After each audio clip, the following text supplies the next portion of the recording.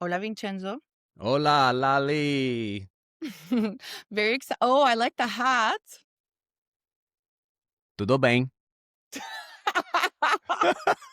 That should be the first clue as to who our guest is. That's what I learned.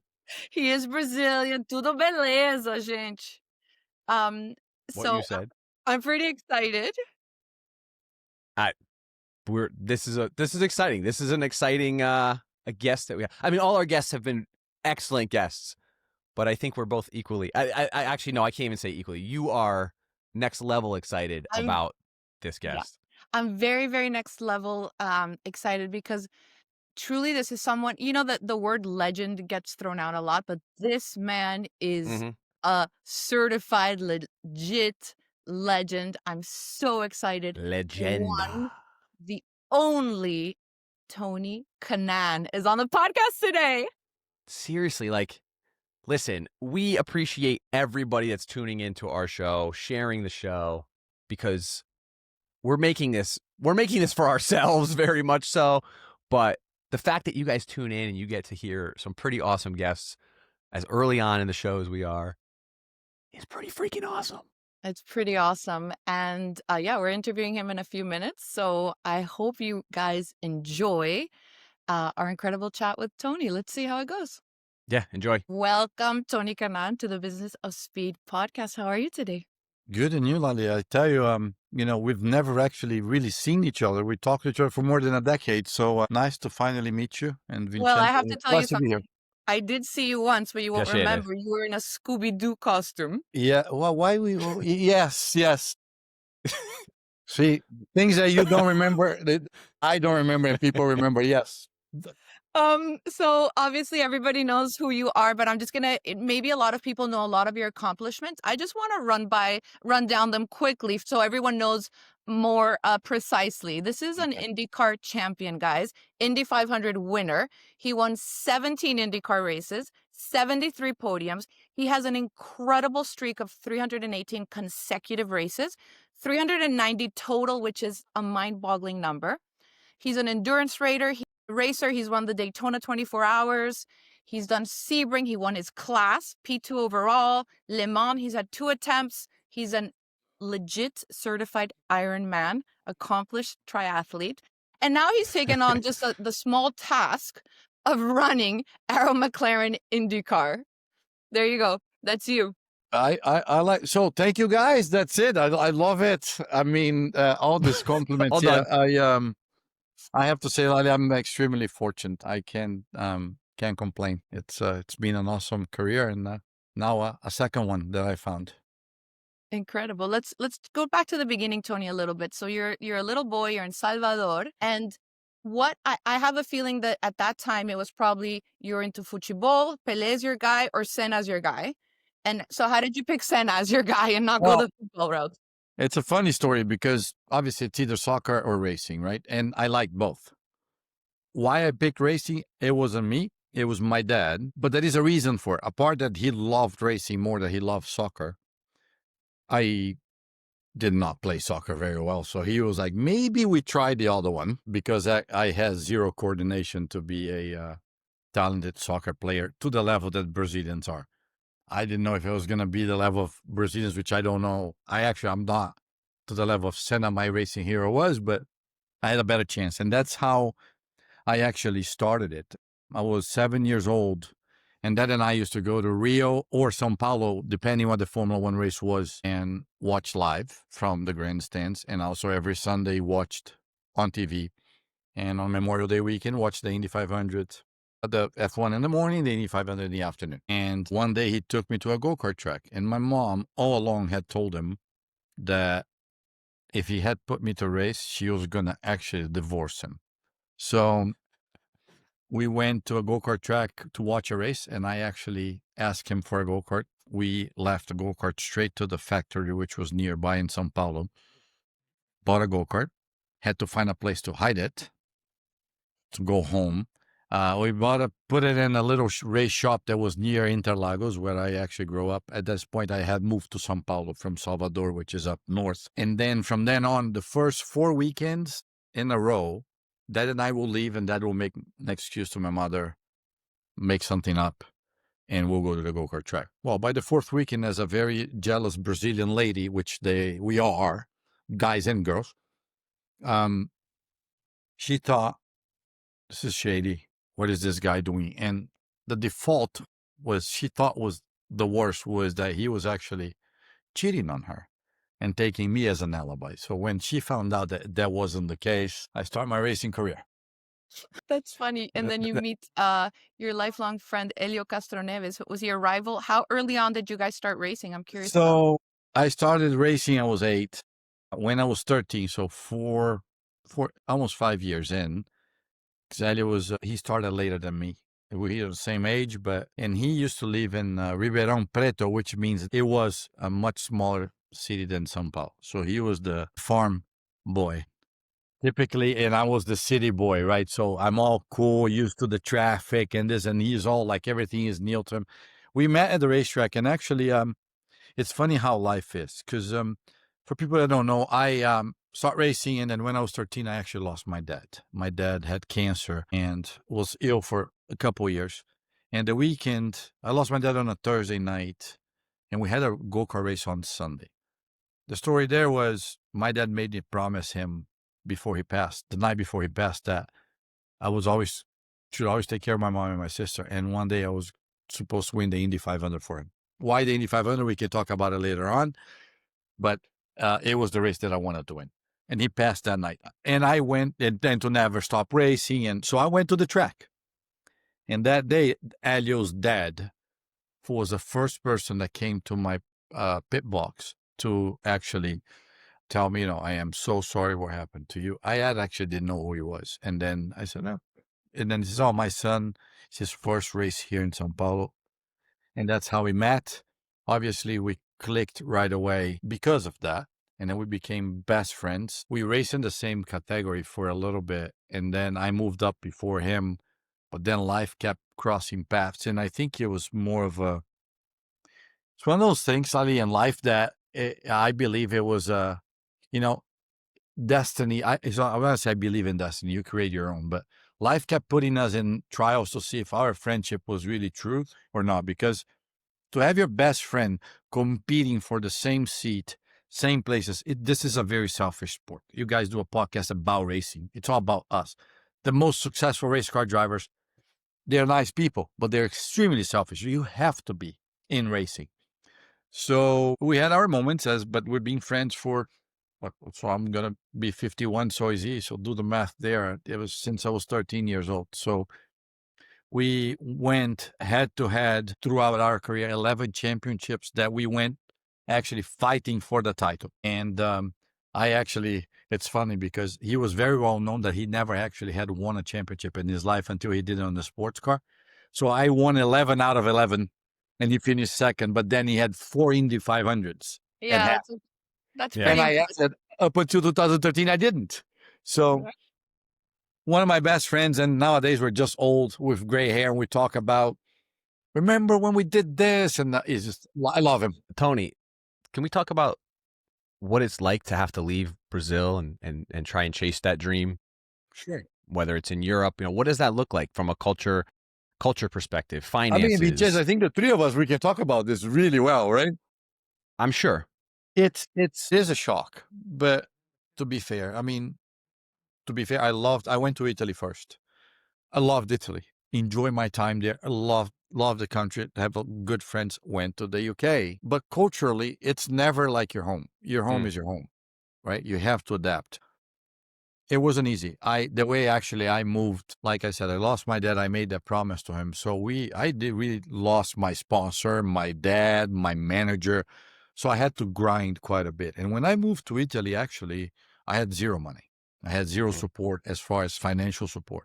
So I lived in a race shop for 3 years. I slept on a shop, on a mattress, on my boss's office, that the deal was at 8 a.m, I need to pack, close my, make my bed, put it inside his closet, and because he was going to come to work and I hang there. So not the best of the situations as far as, well, I moved to a country, I have a house, I have nothing, right? We all know we need to make new friends and so on. But for me, it was what I wanted to do. what I promised my dad. So it wasn't easy, but we can make it things more complicated if you put it in your head. That was the only option. So I have Yeah. to make it work. And then I think since then I can say that now. I'm not going to sit here and say, oh, it was great all the time. I felt like, sometimes you feel sorry for yourself. You want to go back home because there is no place like home. On a Friday night, I'm 17 years old in a race shop by myself, and all my friends are back home doing something fun with girlfriends. But I had a purpose. I had a goal. I had a promise that I made my dad, and those are the trials in life that is going to say how bad you really want it, because that's how you differentiate how much you are willing to pay the price. And those are I I'm love questions that. thinking, I'm Yeah. we can thinking. only answer ourselves. No, I was just going to say that it seems I was going to ask you why, because you went up to F3. You did quite well in F3, but then you didn't stay in Europe. So I'm wondering if you ended up in Indy Lights and IndyCar because of the promise to your papa. Yes. But then when I went to Italy, to Europe, it was because I didn't have a choice to go to America. So at one point, Lali, I had to actually ask myself, if I don't make to IndyCar, do I just stop? Or what do I want? Well, I love racing. I start racing because I loved the racing part. It wasn't to be famous. It wasn't to make money. Those things were never in my mind. Then I wanted to be a professional race car driver. So the opportunity was in Italy with Formula 3. Maybe I would have make it to Formula 1. And so I had to put it in my mind that I want to live out of racing. If I was going to be a professional go-kart racer, or the goal was win the Indy 500, but that was way up there. And I was going to work as hard as I could, but I had to leave with myself saying, there was no plan B. People kept asking me, what was the plan B if it didn't work? I said, plan B was plan A. So you ended up in IndyCar. Now we're in the late 90s, let's say, right? Yep. What was the learning curve like in the early years? So the ironic part of that, I made to IndyCar, but at the time, IndyCar had split, right? It was kart, and then IRL. Well, the Indy 500 was kept by the IRL. I went to kart. So I have to say, a Brazilian in Italy, I felt a lot more home because we're very similar. We talk with our hands. Then you come to America, I spoke zero English, zero. Like literally, I asked Rubens Barrichello for a sheet of paper to tell me, which I didn't speak Italian either, but that was easy for me because it's a little bit closer between Portuguese and Italian. Sure. He put a sheet of like, I'm hungry in the translation. Where is the bathroom? Like, so it was a little harder, right? Because then you come to and my wife is American. All my kids are American. Now I became a dual citizen. They speak with this. We don't even have the tongue, like the accent. It's inevitable. The three of us, maybe Lali is the best one, by the way. But yeah, she speaks every language, any language you can think of. She speaks. Correct. That's the thing. We're the ones that are not that much talented here. No, not at all. But yeah, that overcame of, man, now I made it. I'm so close to the goal. But still, I did kart so came to Indy Lights to be able to make it to IndyCar. And the story there, I know we don't have a lot of time to tell the whole thing, but when I got the proposal to come to America, it was because the CEO of Philip Morris at the time, you guys remember Marlboro was Senna's sponsor, knew my story. And the Latin American CEO said, I want to give you an opportunity. 3 days prior to this phone call to come to Indy Lights to do a test, I had in my desk at the race shop a contract from Audi Sport Italia, Italy, to replace Emanuele Pirro that was going to the UK with Audi for $1 million a year, a house in an RS6, which is my all-time favorite car. Great car. But a kid that I was living in a race shop in Chinese, and I had no salary. I just so for me it's like I'm not. Where's the pen? 3 days later, this proposal came in, and I spoke to the CEO of Philip Morris. Says, but it's not guaranteed. You're just gonna test. He says, yeah, if you test, if you're the fastest, we'll pick you. We'll pay for 2 years. First year you learn. Second year you win the championship. We'll take you to IndyCar. What's my so there's no salary. The same conditions I had in Italy. It was tough because I'm like, $1 million Hmm. for 2 years. Anyway, I went to bed and I asked my dad if he could talk to me, which I knew was not gonna. I said, just give me. And I woke up, to be fair, there was no windows shattering or the door that's, none of that. But it popped up into my mind. Remember the promise you made your dad? And I said no, and I packed my bag from Milan to Phoenix, and they test 10 people, and they pick 2 drivers, Huh? Tony Kanaan and Nairo Castroneves. Opa, El Niño, always And there. the rest, then I came to kart. But then in 2000, at the end of 2002, I was okay in kart. I won 1 race in 99. Ironically, was the US 500, which was the replacement for the Indy 500 in our version, which was never going to happen. And I got a proposal from Honda to move to IndyCar, which IRL at the time in 2003. And that's Okay. when my dream started to become closer and closer. Your dreams started creeping toward you. I'm Yeah. going to sort of accelerate a little for time. So 04, you win the championship. Yep. So everything clicked. I guess timing is everything in racing, right? Yes. But then it takes you another 9 years. So, Lali, I'll move forward quick. So from 2003 to 2012, I won a championship. I finished every lap of every race in 04, won all the races, had led more than 200 laps at the Indy 500, which is more than the entire race. Had a second place, third, fourth, fifth, sixth, you name it. Never had one. At the end of 2010, I had a long-term deal with Andretti for 5 years that I just had renew. I get fired because the sponsor left and he didn't honor my contract. So I was without a ride in November, which everybody had a ride already. Anyway, I gathered some of my mechanics. We built small little team with Jimmy Vassar, which was a race car driver too. I went to KV Racing.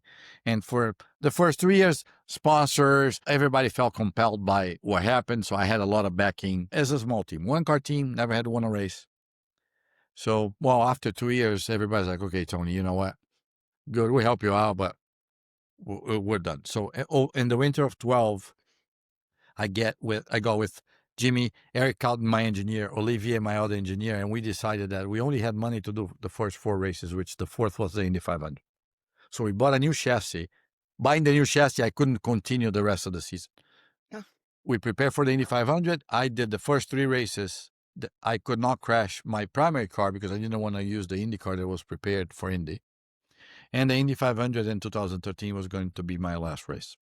And for the first time, and this is, I know you guys heard that, and also you talk about ladies and couples that want to have kids so bad, and then when they finally say, you know what, and that happens. Mm-hmm. I went into the 2013 Indy 500 month because it's a long period of, almost a whole month. So you know what, I'm going to enjoy probably going to be my last race. All the stress, I'm going to enjoy the fans, I'm going to enjoy the festivities instead to be like racing. With a team that never had won a race, the right people, because all those guys were with me at Andretti and I was able to gather them. And by the way, disclosure, the people that I mentioned, they're all here today working still with me. We started 11th. Nobody cared about us the whole month, and we won. And the Andretti cars finished 2nd, 3rd, and 4th. So that was. Weren't you 11 in the 7-Eleven car? Was that car 11? I wasn't. I took the number with me as well. Yeah, So that's nice. you're gonna take my job. Give me my number. That's good. So you win, of course, and somehow that win really resonated globally, Tony. And the Indy people, as you know, because you've been introed so many times, they go nuts with you. You are beloved by the crowd. And I know, and Vincenzo knows, that you were the backup driver for Kyle Larson this year, and you had to do your veteran orientation. Rookie laps. I call it a veteran orientation. So that taste must have been delicious to be in that car again. But I've read and I've seen some interviews. You didn't get fully hooked again. Tell us about that. No, Lali, I obviously, I mean, again, we're probably going to have to go a little further. Zach, I have a meeting with Zach Brown, guys, after this, but he's going to wait. He's very important. Nah, he's okay. I mean, he's important, but you guys are, I tried to retire 3 times, right? So I announced my retirement the year that COVID hit. And then when we raced in August at the Speedway with no fans, for the point that you just mentioned in your question, I felt that I was going to do a disservice to the fans to 100%. leave the sport without anybody on the stands. So I decided to come back. I came back, almost won the race, but I retired. And then Zach called. And the reason that I came back, one of the biggest ones, was what Vincenzo's hat, it would answer that. Zach proposal was come back. I'm like, Zach, it's the third time. My friends are going to be making fun of me. He says, do you know who was the last Brazilian that drove a McLaren car? Which I knew. So, and I he know where you're actually, going, and I'm excited you're telling this story. and then he bribed me to say, if you sign with us and start that car in the top 10, I'll let you drive Senna's car that I was sitting in the wall in Interlagos go-kart track watching him win that race in 6th gear, that whole ordeal. The 91 MP46. Thank you. Great car. And I drove, and yes, and that became a bet, and I was able to do it. I cannot describe. You guys can probably go on YouTube and watch the video. That was something that I don't have words to talk about. Sen and I had a little bit of history as well, as you guys, if you don't know, we can talk about it in a bit. But yeah, so we went and to be fair, was set that I had a long career, almost 400 Grand Prix. It was time. The biggest thing was, as being an athlete since I was 8, professionally in IndyCar for 26 years, it's daunting sometimes to ask, what now, right? Okay. Financially, I mean, I have 4 kids. I did really well in my career. I had no money. I wasn't concerned about making a living because we can always adapt to that. Yep. It's like, what am I going to do? And people also like, what are you doing next? And I had no clue. Like, I don't know. Can I take some time off? And we bought a motorhome, and then Lori and I, my wife says, we're going to take the kids finally for a summer somewhere. Well, the little that I know. So I was fine. And I drove the car. Anytime you're going to put me in an Indy car, I'm going to love it. Does that make me feel, does that massage my ego that I can still drive, even though I retired? There's some people that retire because they're not capable of doing it anymore. Yes, but my head wasn't there anymore, Lali. I had a bigger commitment here in the team. And truly, what it took for me to be who I was. And then I'm not saying that it applies to every athlete. That was work for Tony Kanaan. I was intense, which I still am in a different way. I lived, breathed about racing. My family always came second, and they all okay with that. I'm not preaching that needs to, people, please, kids, don't do but out of the 4 kids, I wasn't present when 2 of them were born because I was racing. So I wasn't willing to do that anymore. And that's when you need to realize I had a great career. Do I want to keep racing 100%? I was like, the people are like, you're fit. And then led to people kept trying to bring me back because still I was capable of doing. So that feeling to me was actually rewarding. And so there is no regrets.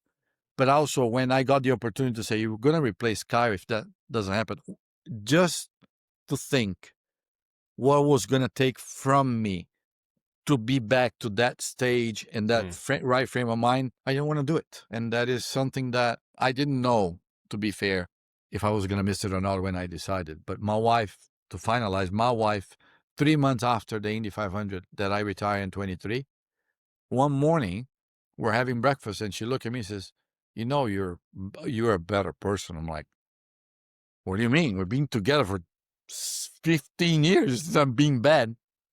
And the way she was putting it is because that pressure was off. I have a lot of pressure today, but it's different. So now you've done the same to your good friend Ryan Hunter-Reay. You've dangled the carrots. What does his wife think about you bringing I think, but that is a great example. If you look at our career path, wins, championship, it's so similar. It's like a photocopy of it. And for me, now that I run the team, to field the 4th car for the Indy 500, I don't want to put a car on the grid because I want to field the field with 33 cars. It needs to be the effort it takes from my guys. It needs to be a car that is capable of adding to win. And that I took from the Andretti days with 4 cars. At the Ganassi days, that actually the year that Ericsson won and I finished third, that we almost won. Dixon and Palou, we're all running in the top 5 at one point. So I know it's beneficial. And who's the best guy out there today? I mean, there is no question it's Ryan. So I had to convince him a little bit. Becky as well, but best choice I could ever make is I wouldn't feel the car just because. In the history of that car, Montoya, myself, Larson, I can't just get somebody just because. You can't bring Vincenzo in. Well, I could, but We need a Captain I America. mean, I could try. exactly. I like your, it's you don't know until you try it. Maybe he's better than me. You never know. I know we have a time. You have an important meeting, so I We'll don't want have to keep 15 more minutes. It's okay. It's Okay. sports car, Mhm. endurance experience, open wheel experience. Does that make you an ideal team leader? Do you feel that all of that experience combined gives you some sort of advantage as a leader of a team? It's funny, since I've switched roles, which, by the way, completely not intended, completely not planned, wasn't something that I didn't say I wouldn't do, but when I retire, I decided to stay with the team to help the drivers on the weekend as a consultant. A Yeah. very light, only go Friday, Saturday, Sunday, so I can plan my weeks. And that became, in a hurry, became something else. And then almost 2 years later, now I'm running the whole team. To answer your question, doing all those type of, different categories in racing helped me to understand the business. Yes. To being a leader, I don't think there is anything that you will learn. You could learn anywhere. No, you don't need to do. It's about the people. Being the leader, I think the misconception of being the leader is I actually should be the guy that knows the least of all the people that work for me, not the other way around. Because if I do that, then why am I going to hire you? If I know how to do it, I don't need you. And as a race car driver, that taught me to a lot, because remember, as a race car driver, you also a type of a leader, right? Because You have to be. you take all the credits, you make all the motivate people, but also every time I jump in that race car, I basically handed my life to these people. And you got to trust them, and they got to trust you. And they probably going to want it to work hard for you and pay attention, because they know the responsibility that they have.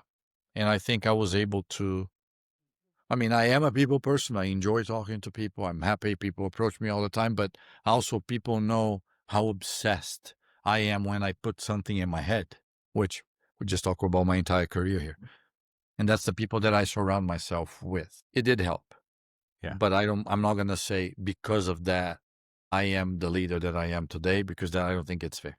I like what you said, because I actually spoke with Zach in Las Vegas on behalf of T-Mobile, and one of the things he mentioned was people. Lally was there. He said, I asked him what's important, technology and partnerships, and you have all these things, and how do you build winning culture? And he looked, and without even hesitating, he said, people, having the right people around me, having the right people. And so knowing how much Zach is involved and whatnot. And again, Vincenzo, Zach and I raced back in Europe in 93 together, and we've been friends forever. So it was hard to deal with that, because when we talked, he's like, do you want to run the team? I'm like, me running the team? What are you talking about? But he's a good marketer. No, he is. Well, Zach, listen, there is one thing about Zach. If you're going to sit down with Zach to talk business, be prepared that you're going to do what Zach wants, and you're going to be happy about it. You're going to like it. No matter what, you're going to enjoy it. You're going to enjoy it. You don't have a choice. Yes. So, but to Zach's point, he said that in interviews before too, if you ask about specifically my role, he says, race car drivers probably be one of the best leaders, because we are under pressure all the time. I just talk about the relief that I had when I retired. Yeah. Pressure here, it's big. Now I'm responsible for 120 people. But sorry, it is different, man. It's different. So I learn how to deal with pressure more, but to be fair, it's different. It's not, I'm not going to compare saying I'll last more, but it's completely different. So, and that's probably why. I want to talk about those 120 people, because they're all wonderful. You said you brought some from Andretti, and now you guys are actually moving your shop. So that signals to me that you guys are in it big time. I want to talk about sort of the immediate and long-term goals. You Sure. mentioned you have 4 cars in the 500. Let's talk a little bit about what that path forward for Arrow McLaren is, the new shop. Can we talk about that a bit? Of course, let's go back a few years ago when McLaren decided to buy Schmidt. Well, the day that happened, it was a big name. So the expectation already, you put the McLaren name on it, we're a big team, we're going to win everything. Well, I wasn't here when they did that, but then we kept the same people. We went from 30 people and the same race shop to 120. We're crammed. This is a very small race shop because it was made for one or sometimes 2 cars. We're 4 now. And backups. And so let's fast forward a bit to I take over. And remember, guys, I took over the team, but I was here for 2 years. I was here very present, doing other things on the shop floor, listening to things, and in a way, reporting to Zach things that I think he needed to be changed because it was not fine, right? And this is not about the right people, the wrong people. It's more of some people went on with the program. Some people didn't like the new bosses brand because they're a family team, small. Everybody could do everything. One people cleaned the bathroom, did the gym, and did the front suspension, and that was okay. When you start the introduction of some rules, some people don't take it that well. And that was a lot of that kept this team behind. And also, my standard of doing good, it's Paloo's year. We finished second. People say, you guys had your best year. Yeah, but the only guy that had a good year here was Palou. Let's face it. I'm not trying to be. So, but that changed that mentality. Sometimes you have to change the people because you need one guy's. Tony Kanaan is not going to make the difference by himself. So, fasting forward to, we needed a new shop to be able to compete with the people that they say we're in the same level. We're not, because having a small shop, the capacity of building things, manufacturing things that it is not. We need to outsource. Well, when you outsource, it takes time. It's shipping, and so it's not. So we're not competing the same level. But then you need a guy that has the credibility to tell Zach that, or the board, or whoever that wants to listen to that. It's not an excuse. It's a reality. So, and that's been my goal since. People. Number one, people. That is no different than when a CEO takes over a company, he brings some of his people. It's not because the people there are bad, but they need to buy in to the mentality of the leader. And that is just the way it is. Some people don't accept that, and some people get on with the program. Look at Roger bought the Speedway, didn't change a single person. Doug Bowes is still there because he got on. And that was the biggest challenge for me, to be fair, and still as we've been through. Now I think I got to the point that I got the people that I trust, I got the people that I need, and now from the leadership, from the top, we're going to start transforming people to get on. And in the process, I have to say, when we did that, some people decide to leave voluntarily because now they cannot be the way they were before, and they're not fine, and that is totally okay. The new shop, environment, like you guys doing a podcast. Yes, hopefully we're going to grow like crazy. We're going to have it's always nice to get to a nice studio. So doesn't mean that it's going to make a big difference or not. It's not about that. In a sport that psychologically, environmental, I want a place that people are going to look and say, wow, I want to go work there. But being a McLaren, people want to work here. But then this building doesn't suit the name. Yeah. I can see people like, whoa, is this a McLaren shop? But we're in a transition. Ironically, the shop that we're going back is the shop that I got fired out of it. So ironically, I'm in a position to go in now that I'm the one that can fire people, which I want. But that feels good. A lot of renovation. We're in the process of moving now. Okay. So a lot of work, but now the people are like, okay, you guys are asking me for everything that over the past few years, I've always heard, well, but I don't have that, because we are humans. We make excuses like that or put it in our heads. We're going to build a team There will be no excuses, and it's going to be on the people's accountability to be able to perform. And that's my goal, and that's who I am. I am fully accountable for the goods and the bads. I'm responsible for everybody. I will have zero issues taking criticism, blame, or whatever that is. But one thing I told these guys here when I took over was, I don't know anything more than none of you. All I have here is an obsession. I'll be here 14 hours a day. And so I have it. I'm going to be pushing every one of you to be able to perform. So last 3 questions, very, very quick questions. Future of IndyCar. What do you think is working now? Very quickly. What do you think is working, and what has to improve? What has to improve, I think Fox bought into the series.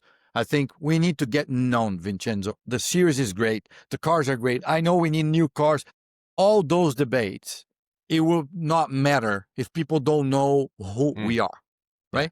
And no secret that Formula One was going through a transition, and Liberty and Netflix basically made it. We need something like that, and Fox is extremely committed to do it. So the future, really bright, but it depends on all of us in every team to keep pushing IndyCar, Fox, and ourselves to be able to do it. It's not Fox alone is not going to do it.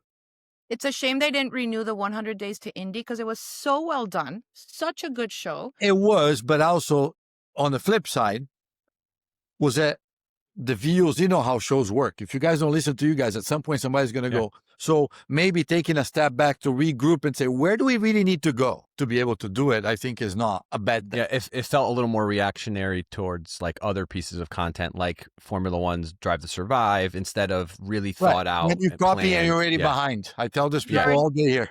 Yeah.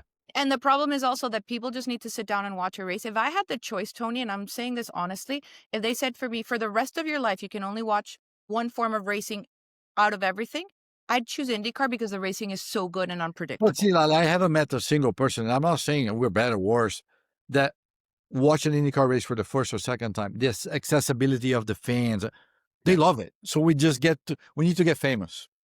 Hey, there you go. So we're going to wrap it up with 2 questions that we love to ask people whenever we have the chance. So I've asked a few of your friends this question before, so I'm curious to hear your answer. Okay. So forget about hardware, forget about wins, forget about championships or employment status. Who is the most naturally gifted driver you've ever raced against? I am going to have to say my good Colombian friend, Juan Pablo Montoya. He's a machine. Wow. Well, you just won her heart. There you go. And for the people, the young kids that don't have it, just go watch what he did to Michael Schumacher. Michael Schumacher is a guy that hasn't won a lot in his career, but just go look. That he has everything, and the attitude is awesome. I wish I had that. I'm too nice. That guy could win a tractor race, as I say. Like really, he's okay. That's interesting. And then final question: what is your favorite circuit in the entire world to race at? I mean, I need to pick 2. Sorry. But I would say Interlagos, my hometown. I was going to put it first, but I wouldn't leave it out. The Indy 500 for the environment and the people. But Interlagos, I would say, it is. And look at it. Look how good the Formula One races are there. It's not just because. So it's Interlagos.